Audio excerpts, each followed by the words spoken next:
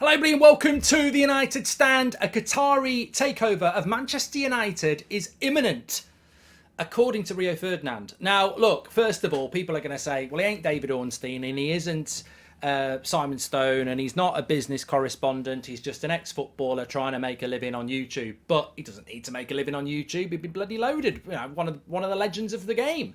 But look, my major concern about this is that sort of thing will spike that will spike the share price. I'm not an idiot. Like, the share price is going to spike off of that because that's the way the world works.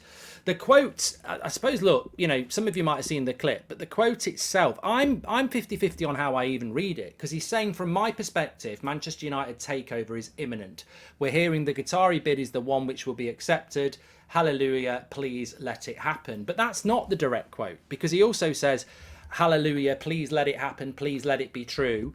And he also added in there that we're hearing that the Qatari bid has taken over and we're hearing the Qatari bid's going to win. So there's enough in there for you to go, well, look, you know, also we're hearing. Well, where are you hearing that from? A good source. You know, I think, as I said yesterday, Manchester United, Qatar are 2-0 up with 10 minutes to go against the Gym. And I think it's obvious that Qatar will win because the Glazers have been chasing this bid for ages and they sent the PSG guy off. If people want to say they've got good sources, that's great. If people want to lie, as we've seen people on Twitter, I'm not saying Rio's lying, if people want to lie and guess, I mean, I can do it now. Qatar have won. I've got a very good chance of being right at some point.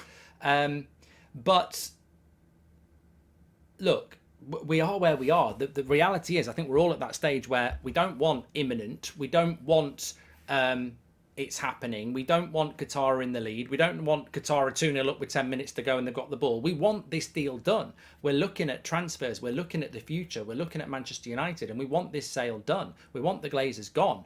The most important thing for me is I'm thinking, well, you know, how it's a bit like a transfer, isn't it? If it's close, how close is it? I've got no doubt that leaks are coming out. I've got no doubt that people will be leaking stuff here, there, and everywhere. The interesting thing is, if Rio is referring to a source, how close is that source to a group that is abiding by non-disclosure agreements? You know, things will leak down the pile, but the problem is, how long ago did that leak come down? And what's actually going on now, and how long does that leak come down? Like, it won't be a direct line into negotiations. So look, yeah, my major concern is that something like that will spike the share price has gone up to $24 just while I've been live here, from $23.80. So it's going to go up now. The quotes, you can read them in many different ways. As I've said, like, there's no doubt what Rio is saying, that he's hearing that Manchester United are going to get bought by Qatar. You know, I think the most interesting thing for me is that Rio Ferdinand will not break the sale for Manchester United. An ex-player of the club will not break the sale of Manchester United. That's just not going to happen. And the source could be good, it could be bad. If the source was David Ornstein, he'd put it out. If the source is Fabrizio Romano, he'd put it out. Sources don't put that sort of information out without putting it out for themselves. So, look, I'm not overly concerned about Rio saying, oh, you know, we're hearing this, we're hearing that. The fact that he says, please let it be true, please let it happen, means in himself there is an element of doubt, because he's like, please let it be true. Hallelujah, please let it happen. So, you know, there's got to be an element of doubt there. What I think the most interesting thing is, and I've been talking about this for a long time, and I did tweet it when I heard it, is that this, in the selection of ex-players that are on the TV, whether it's Gary Neville, Rio Ferdinand, whoever else, there's never really been an expression of Qatar backing. And that's quite compelling, because Gary Neville won't come out and say, hallelujah, please let Qatar get the club. He's probably not that sort of guy, but also, you know, if it goes wrong, business-wise, that's not a good look, is it? I mean, I don't think it massively impacts on you. You play both sides. But the fact that Rio Ferdinand is going, you know, hallelujah, please let it be true, we know that Rio would love to be involved in the club. We know that he'd probably take the director of football job if they offered him. Whether he'd be good at that, I'd be worried. But these ex-players want to be involved. These ex-players have got, opportunities financially and personally that they would like to be involved with Manchester United Football Club. And that might be right or wrong. That's not for us to decide. But the fact that an ex-player is coming out and, basically nailing their flag to the Qatari mast, one, is going to make them very popular with the fan base, but is also going to make them very popular with that prospective buyer. So, what you've been doing for months and months, saying that you want Qatar and being brave enough to say it from the early days, that won't be as significant as if, Rio or Gary come out and say it, because obviously, they're on the TV.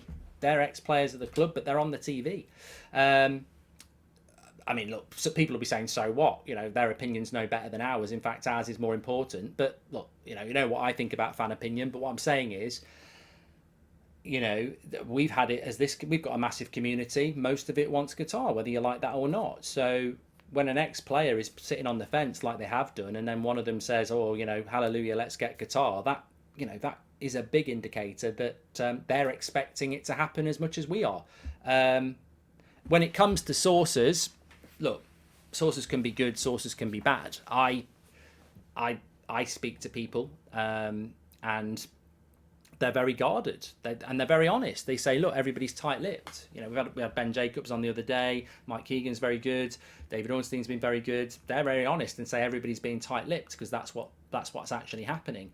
But logically, I think you can guess Qatar's going to win. And logically, there are people out there that are saying Qatar's going to win. It could be propaganda. It could be PR.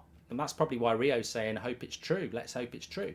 But I'll go back to what I said before. Logically, Qatar wins because you follow the evidence. And Qatar have been, wooed and seduced by the Glazers, who have clearly tried to get the PSG president involved, clearly have sat on the Sajim offer for a very long time, and clearly keep saying to Qatar, can we have more? Can we have more? Can we have more? And they keep giving them more. So at some point they're going to give them enough to go. And I think that's what's imminent.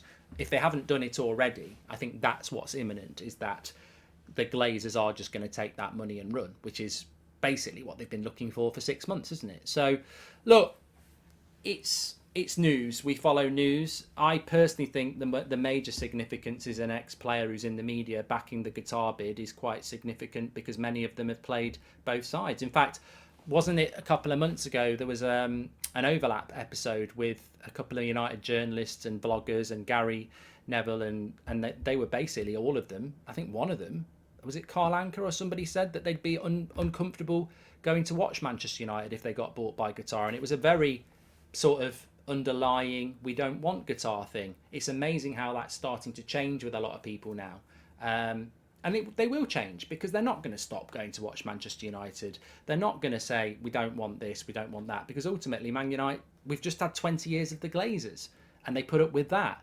They're going to put up with very rich owners, whether they want it or not. And I think that's what we're heading to. So let's wait and see. Anyway, get your comments in below. Make sure you smash a like on the video. The most important thing is what is imminent. We can all follow rumour. We can all follow source. We can all say imminent. But is it happening at 2:30 today when the New York Stock Exchange opens? Probably not. Is it happening tomorrow? Who knows? Is it going to happen next week? Who knows? Is it the week after? I don't know. But we need it. I think at this point in time, it's like a Man United transfer. We just need it to get done, because we need to get moving forward. Make sure you smash a like and subscribe. I'll speak to you later.